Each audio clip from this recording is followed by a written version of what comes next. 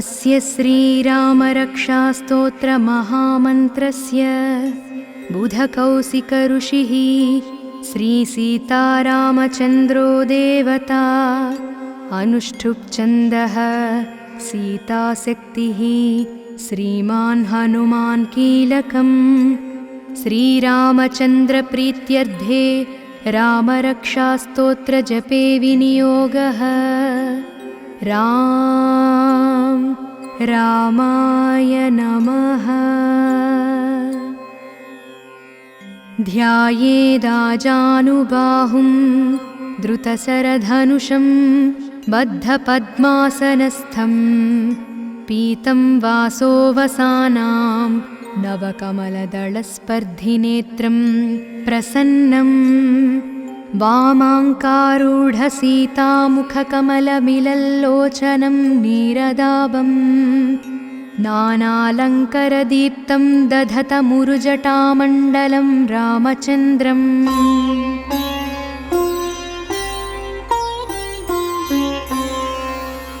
चरितं रघुनाथस्य शतकोटिप्रविस्तरम् एकैकमक्षरं पुंसां महापातकनाशनं ध्यात्वा नीलोत्पलश्यामं रामं राजीवलोचनं जानकीलक्ष्मणोपेतं जटामकुटमण्डितं सासितूणधनुर्बाणं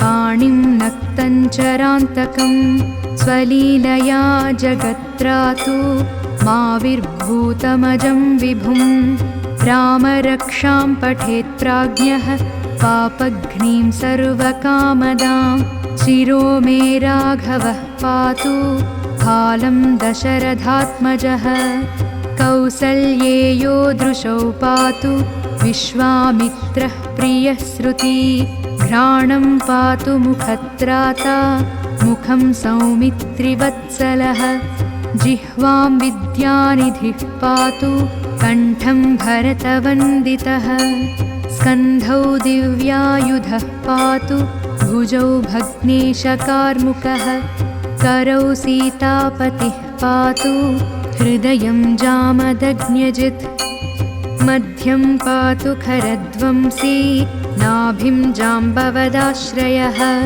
सुग्रीवेशः कटी पातु शक्तिनी हनुमत्प्रभुः ऊरू रघुत्तमः पातु रक्षः कुलविनाशकृत् जानुनी सेतुकृत् पातु जङ्घे दशमुखान्तकः पादौ विभीषणश्रीदः पातु रामोऽखिलं वपुः जगज्जैत्रेकमन्त्रेण रामनाम्नाभिरक्षितं यः कण्ठे धारयेत्तस्य करस्थाः सर्वसिद्धयः वज्रपञ्जरनामेदं यो रामकवचं स्मरेत् अव्याहताज्ञः सर्वत्र लभते जयमङ्गलम् आदिष्टवान् यथा स्वप्ने राम रक्षामि मां हरः तथा लिखितवान् प्रातः प्रबुद्धो बुधकौशिकः एतां रामबलोपेतां रक्षां यः सुकृती पठेत् सचिरायुः सुखी पुत्री विजयी विनयी भवेत् पातालभूतलव्योम चारिणश्चद्मचारिणः न द्रष्टुमपि शक्तास्ते रक्षितं रामनामभिः रामेति रामभद्रेति रामचन्द्रेति वा स्मरन् नरो न लिप्यते पापैर्भुक्तिं मुक्तिं च विन्दति आरामः कल्पवृक्षाणां विरामः सकलापदाम् अभिरामस्त्रिलोकानां रामः श्रीमान् सनः प्रभुः करुणौ रूपसम्पन्नौ सुकुमारौ महाबलौ पुण्डरीकविशालाक्षौ चीरकृष्णाजिनाम्बरौ फलमूलासिनौ दान्तौ तापसौ ब्रह्मचारिणौ पुत्रौ दशरथस्यैतौ भ्रातरौ रामलक्ष्मणौ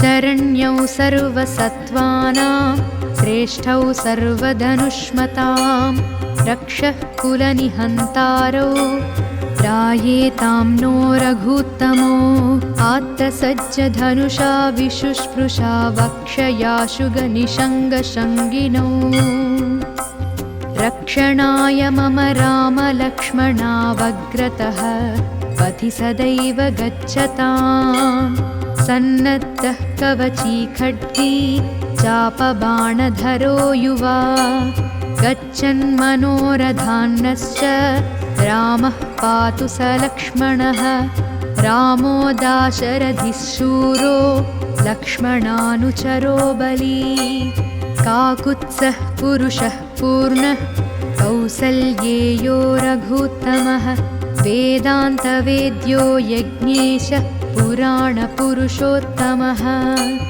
जानकीवल्लभः श्रीमान् अप्रमेयपराक्रमः इत्येतानि जपेन्नित्यं मद्भक्तः श्रद्धयान्वितः अश्वमेधादिकं पुण्यं सम्प्राप्नोति न संशयः रामं लक्ष्मणपूर्वजं रघुवरं सीतापतिं सुन्दरम् काकुत्सं करुणार्णवं गुणनिधिं विप्रप्रियं धार्मिकम् राजेन्द्रं सत्यसन्धं दशरथतनयं श्यामलं शान्तमूर्तिं वन्दे लोकाभिरामं रघुकुलतिलकं राघवं रावणारिं रामाय रामभद्राय रामचन्द्राय वेधसे रघुनाथाय नाथाय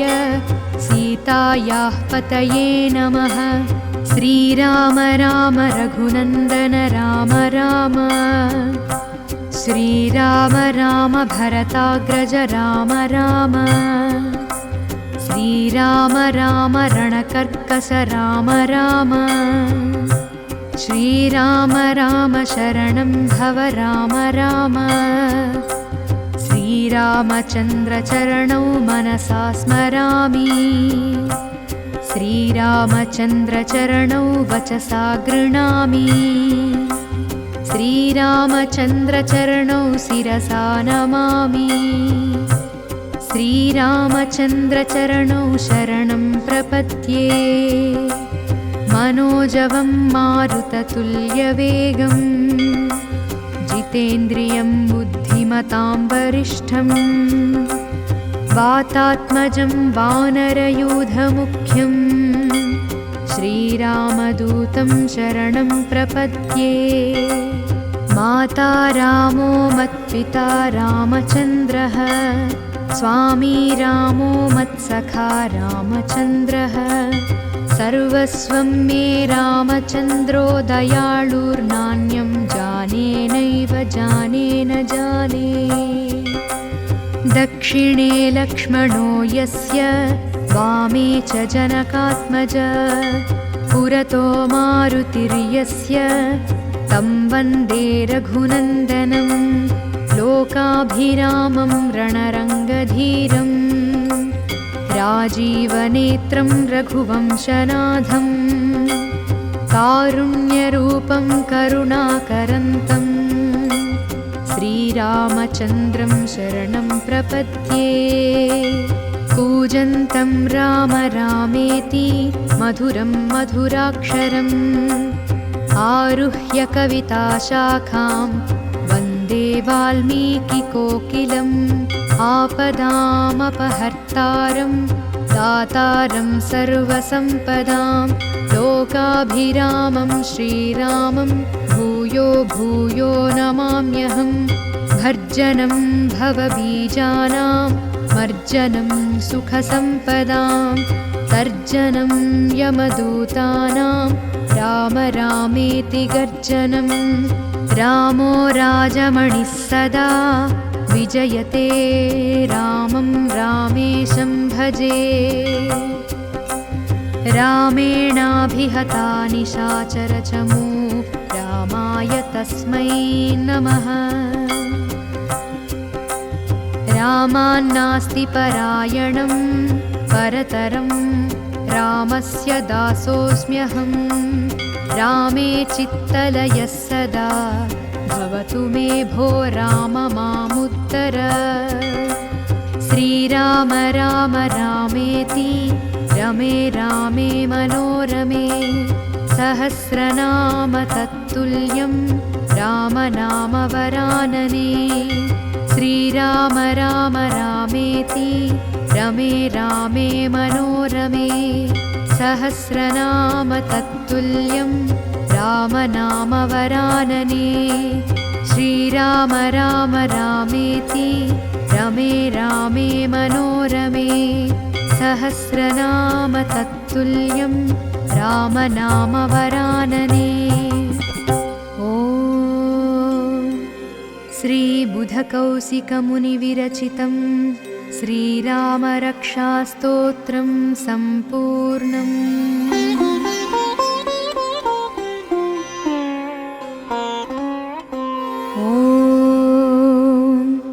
अस्य श्रीरामरक्षास्तोत्रमहामन्त्रस्य बुधकौशिकऋषिः श्रीसीतारामचन्द्रो देवता। अनुष्ठुप्छन्दः सीताशक्तिः श्रीमान् हनुमान् कीलकम्। श्रीरामचन्द्रप्रीत्यर्थे रामरक्षास्तोत्रजपे विनियोगः। रामाय नमः। ध्यायेदाजानुबाहुं द्रुतशरधनुषं बद्धपद्मासनस्थं। पीतं वासोऽवसानां नवकमलदलस्पर्धिनेत्रं प्रसन्नं। वामाङ्कारूढसीतामुखकमलमिलल्लोचनं नीरदाभं। नानालङ्करदीप्तं दधतमुरुजटामण्डलं रामचन्द्रम्।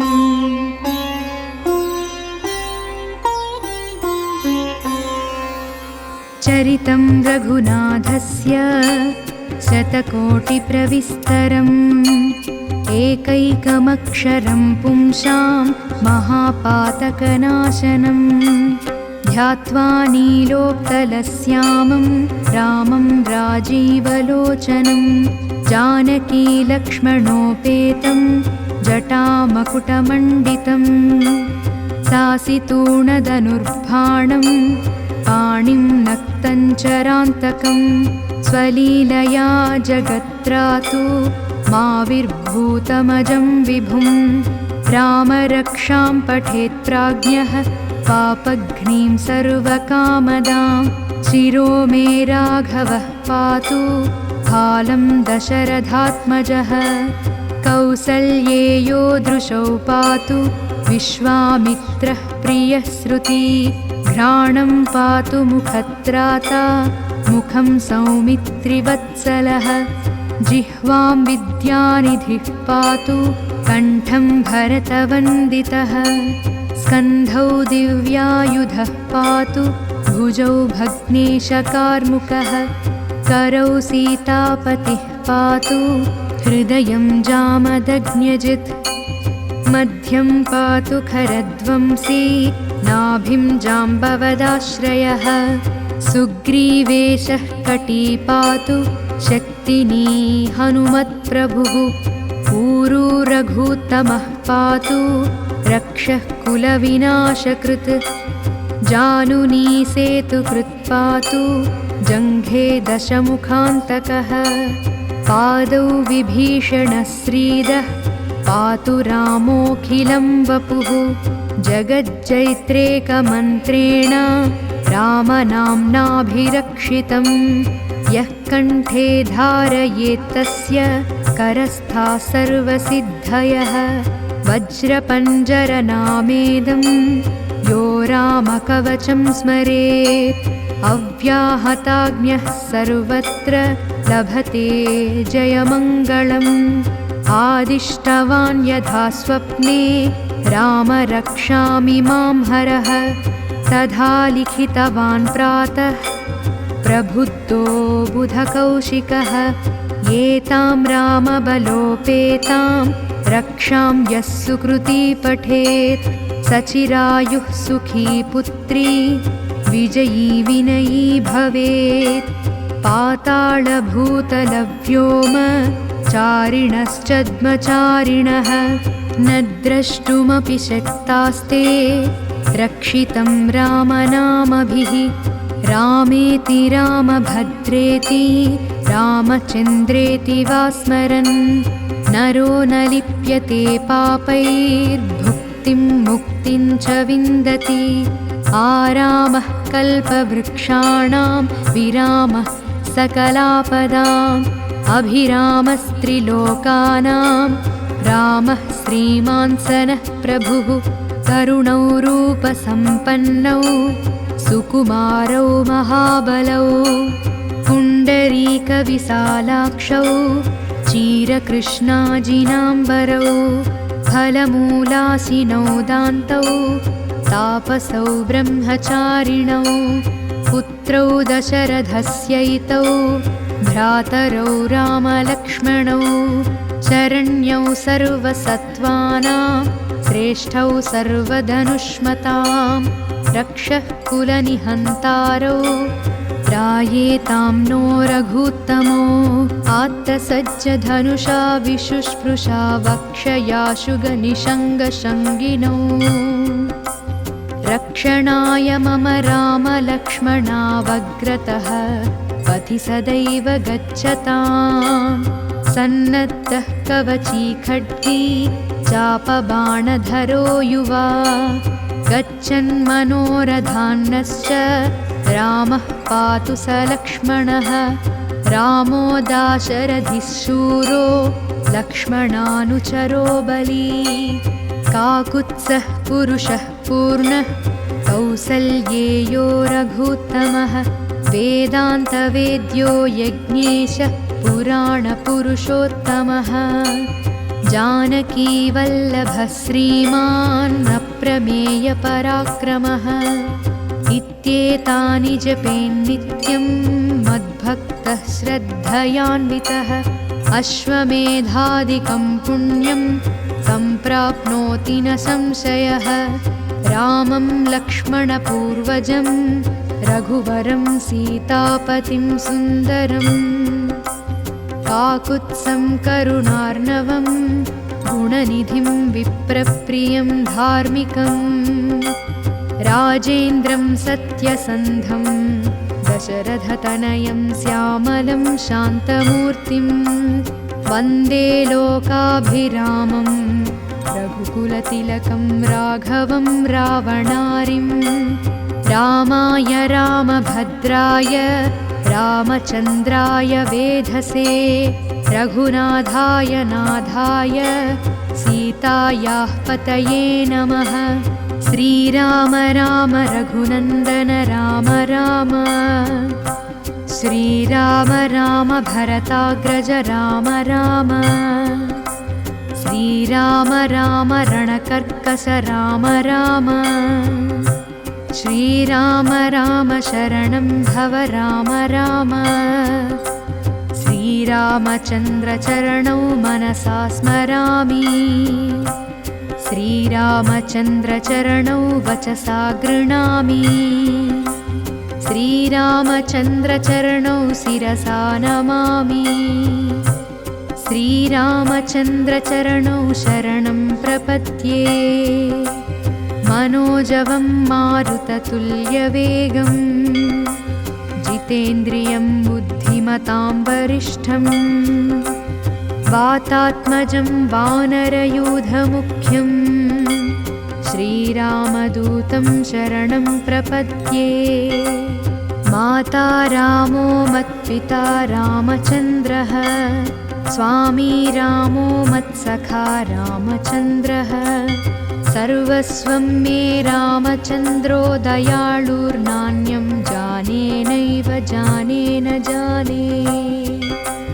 दक्षिणे लक्ष्मणो यस्य वामे च जनकात्मज पुरतो मारुतिर्यस्य तं वन्दे रघुनन्दनं लोकाभिरामं रणरङ्गधीरम् राजीवनेत्रं रघुवंशनाथं कारुण्यरूपं करुणाकरन्तं श्रीरामचन्द्रं शरणं प्रपद्ये कूजन्तं राम रामेति मधुरं मधुराक्षरम् आरुह्य कविताशाखां वन्दे वाल्मीकिकोकिलम् आपदामपहर्तारं दातारं सर्वसम्पदां लोकाभिरामं श्रीरामं भूयो भूयो नमाम्यहं भर्जनं भवबीजानां मर्जनं सुखसम्पदां तर्जनं यमदूतानां राम रामेति गर्जनं रामो राजमणिः सदा विजयते रामं रामेशं भजे रामेणाभिहता निशाचरचमू रामाय तस्मै नमः रामान्नास्ति परायणं परतरं रामस्य दासोऽस्म्यहं रामे चित्तलयः सदा भवतु मे भो राम मामुत्तर श्रीराम राम रामेति रमे रामे मनोरमे सहस्रनाम तत्तुल्यं रामनामवरानने श्रीराम राम रामेति रमे रामे मनोरमे सहस्रनाम तत्तुल्यं रामनामवरानने श्रीराम राम रामेति रमे रामे मनोरमे सहस्रनाम तत्तुल्यं रामनामवरानने ॐ श्रीबुधकौशिकमुनिविरचितं श्रीरामरक्षास्तोत्रं सम्पूर्णम्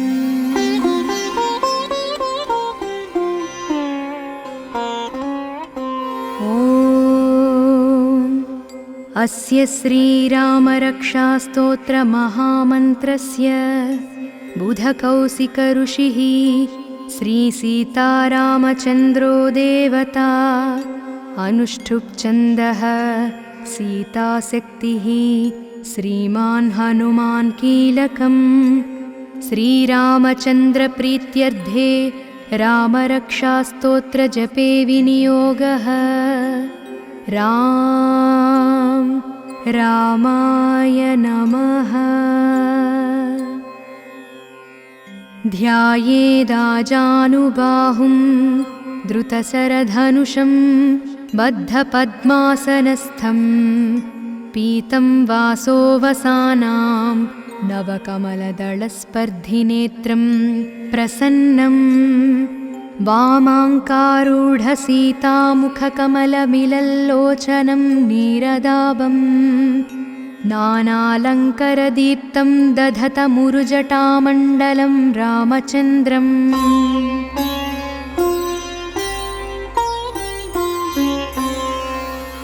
चरितं रघुनाथस्य शतकोटिप्रविस्तरम् एकैकमक्षरं पुंसां महापातकनाशनं ध्यात्वा नीलोत्पलश्यामं रामं राजीवलोचनं जानकीलक्ष्मणोपेतं जटामकुटमण्डितं सासितूणधनुर्बाणं पाणिं नक्तञ्चरान्तकं स्वलीलया जगत्रातु माविर्भूतमजं विभुं रामरक्षां पठेत् प्राज्ञः पापघ्नीं सर्वकामदां शिरो मे राघवः पातु फालं दशरथात्मजः कौसल्येयो दृशौ पातु विश्वामित्रः प्रियः श्रुति घ्राणं पातु मुखत्राता मुखं सौमित्रिवत्सलः जिह्वां विद्यानिधिः पातु कण्ठं भरतवन्दितः स्कन्धौ दिव्यायुधः पातु भुजौ भग्नेशकार्मुकः करौ सीतापतिः पातु हृदयं जामदग्न्यजित् मध्यं पातु खरध्वंसी नाभिं जाम्बवदाश्रयः सुग्रीवेशः कटी पातु शक्तिनी हनुमत्प्रभुः ऊरू रघुत्तमः पातु रक्षः कुलविनाशकृत् जानुनी सेतुकृत् पातु जङ्घे दशमुखान्तकः पादौ विभीषणश्रीदः पातु रामोऽखिलं वपुः जगज्जैत्रेकमन्त्रेण रामनाम्नाभिरक्षितं यः कण्ठे धारयेत्तस्य करस्थाः सर्वसिद्धयः वज्रपञ्जरनामेदं यो रामकवचं स्मरेत् अव्याहताज्ञः सर्वत्र लभते जयमङ्गलम् आदिष्टवान् यथा स्वप्ने राम रक्षामि मां हरः तथा लिखितवान् प्रातः प्रबुद्धो बुधकौशिकः एतां रामबलोपेतां रक्षां यः सुकृती पठेत् सचिरायुः सुखी पुत्री विजयी विनयी भवेत् पातालभूतलव्योम चारिणश्चद्मचारिणः न द्रष्टुमपि शक्तास्ते रक्षितं रामनामभिः रामेति रामभद्रेति रामचन्द्रेति वा स्मरन् नरो न लिप्यते पापैर्भुक्तिं मुक्तिं च विन्दति आरामः कल्पवृक्षाणां विरामः सकलापदाम् अभिरामस्त्रिलोकानां रामः श्रीमान् सनः प्रभुः करुणौ रूपसम्पन्नौ सुकुमारौ महाबलौ पुण्डरीकविशालाक्षौ चीरकृष्णाजिनाम्बरौ फलमूलासिनौ दान्तौ तापसौ ब्रह्मचारिणौ पुत्रौ दशरथस्यैतौ भ्रातरौ रामलक्ष्मणौ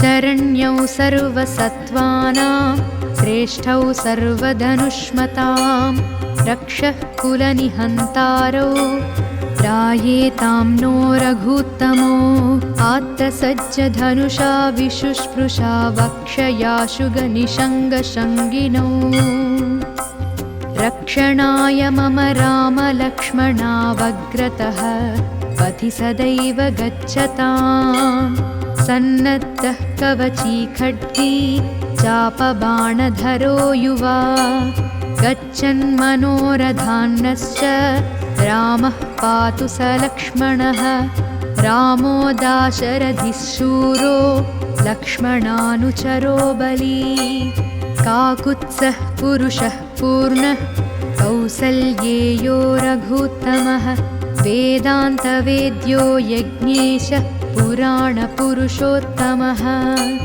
जानकीवल्लभः श्रीमान् अप्रमेयपराक्रमः इत्येतानि जपेन्नित्यं मद्भक्तः श्रद्धयान्वितः अश्वमेधादिकं पुण्यं सम्प्राप्नोति न संशयः रामं लक्ष्मणपूर्वजं रघुवरं सीतापतिं सुन्दरम् काकुत्सं करुणार्णवं गुणनिधिं विप्रप्रियं धार्मिकं राजेन्द्रं सत्यसन्धं दशरथतनयं श्यामलं शान्तमूर्तिं वन्दे लोकाभिरामं रघुकुलतिलकं राघवं रावणारिं रामाय रामभद्राय रामचन्द्राय वेधसे रघुनाथाय नाथाय